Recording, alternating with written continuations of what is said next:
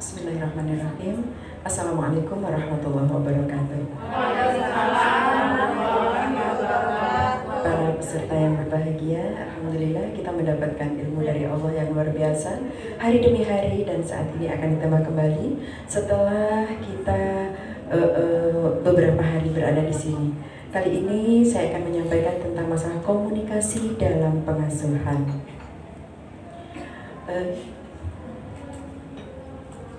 Izinkan, nama saya Nur Lailatus Baha dari TK Negeri Pembina Kota Padang Panjang. Bapak Ibu yang saya hormati, adapun tujuan dari kegiatan ini, materi ini adalah peserta dapat menjelaskan pengertian komunikasi, peserta dapat memahami teori perkembangan bahasa anak usia dini, kemudian menyebutkan perkembangan bahasa anak usia dini, peserta dapat menjelaskan hubungan antara materi komunikasi dalam pengasuhan dengan stunting. Sepertinya kok agak lesu ya, yuk kita semuanya berdiri yuk biar seger. Oke, alhamdulillah. Gitu ya.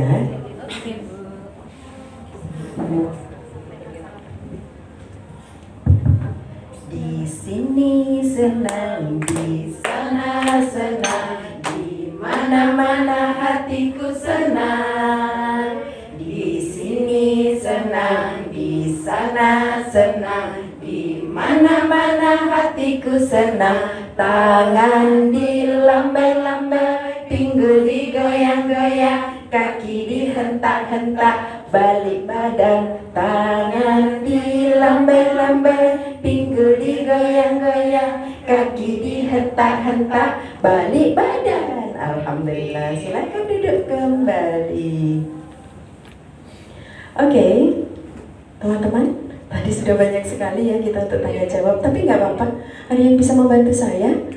Ibu, halo, asik sekali Ibu memegang HP. Iya, Ibu bisa bantu saya?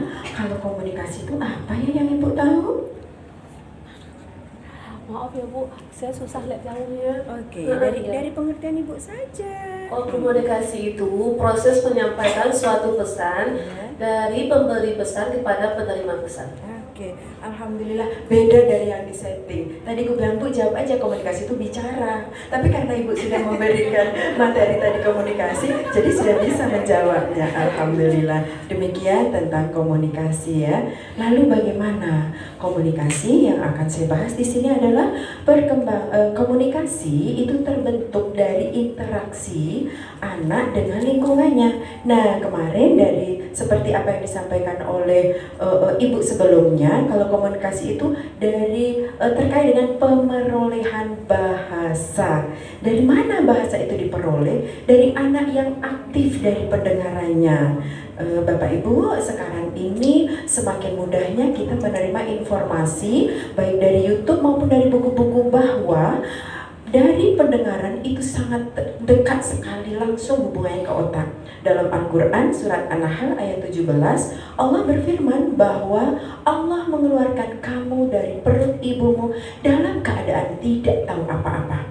Tapi Allah menciptakan indera, dan indera yang pertama kali berfungsi ada sama'un, pendengaran. Lalu basarun dan afidah. Untuk apa? La'allakum tashkurun. Nah, untuk dari pendengaran itu ternyata akan membentuk bahasa anak usia dini. Dan ini menurut para ahli, pertama dari teori behavioristik menegaskan bahwa lingkungan memberi pengaruh utama terhadap perkembangan bahasa anak. Lalu bagaimana kita untuk menstimulasi agar bahasa anak dapat berkembang? Maka kita harus menciptakan lingkungan yang bisa mendukung, mengajak anak bicara. Termasuk di dalamnya adalah kalau ibu di dapur, kalau ibu dekat anak, jangan bosan-bosan kita menunjukkan kepada anak, oh iya nak mama, walaupun anaknya belum bisa membaca, mama sekarang sedang memasak, oh iya mama pegang piring, mama pegang sendok.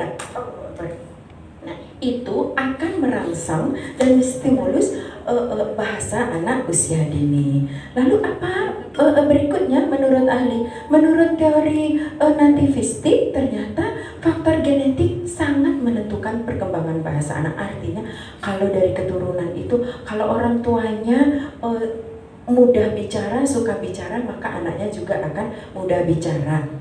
Kalau orang tuanya agak pendiam gitu kan, anaknya juga berpengaruh. Pengalaman saya adalah pernah memiliki murid, bu dulu, ini ternyata susah sekali bicara, kata orang tuanya, abangnya model itu. Nah, berarti bisa dia gabungkan dengan teori ini. Nah, terus bagaimana perkembangan anak dipengaruhi oleh kematangan organ-organ bicara. Nah, kalau menurut Vygotsky, Piaget, dan Gardner, perkembangan kognisi dan bahasa dibentuk dari interaksi dengan orang lain. Masya Allah, Ibu Bapak, hari ini banyak sekali perkembangan yang langsung masuk kepada anak. Yang anehnya pengalaman saya mengajar, anak masih susah bicara, tapi bicara kotor sangat mudah. Kenapa? Karena seringkali dia mendengarkan itu. Dan satu pengalaman indah yang sangat berkesan, mungkin seumur hidup, karena pertama sekali saya mendengar ketika perjalanan ke Samarinda, ada pesta pernikahan di Muara Muntai. Begitu banyaknya orang masyarakat yang berkumpul untuk pesta pernikahan. Tak ada satupun anak kecil yang bicara kotor, tak ada satupun orang, cepatlah cepat, aku mau makan, cepatlah cepat. Tidak ada, Ibu. Subhanallah. Ini terbentuk di dalam lingkungan yang telah tertanam di situ bahwa ada perilaku sopan santun itu mempengaruhi, maka terbentuklah bahasa anak usia dini. Nah, ini komunikasi antara guru dengan anak tadi sudah diterangkan oleh teman kita sebelumnya, bagaimana bicara tidak tergesa-gesa kepada anak, kemudian lagi membaca bahasa tubuh anak, mendengarkan perasaan anak, mendengar aktif, tentukan masalah siapa. Nah, masalah siapa ini yang kita sering orang tuanya ikut campur gitu ya, kita beri bagaimana perkembangannya. Lalu pesan apa yang diberikan seandainya ini pilih mama ini pilih, kita memberikan kritik untuk membangunnya, ya kan? Jadi dari situ, agar perkembangan bahasa anak ini nanti akan membantu perkembangan yang lain, maka orang tua harus tangkap sekali dari beberapa pendapat materi para teori ahli tadi. Maka kita sebagai guru PAUD tentu saja harus menyiapkan berbagai macam kegiatan yang dapat merangsang perkembangan bahasa anak usia dini. Mengapa? Nah, kaitannya dengan stunting adalah bahwa pada masa anak usia dini itu perkembangan, seluruh aspek perkembangan harus distimulasi, termasuk di dalamnya adalah bahasa. Jadi guru dan orang tua memiliki peran penting dalam perkembangan bahasa. Terus bagaimana seandainya kita menemui orang tua? Guru menyampaikannya dengan bahasa yang santun, menyampaikan kondisi anak, menyampaikan informasi tentang perkembangan bahasa anak usia dini. Bapak Ibu, rasanya demikian materi kita kali ini. Terima kasih atas perhatiannya. Mohon maaf bila terdapat kekurangan.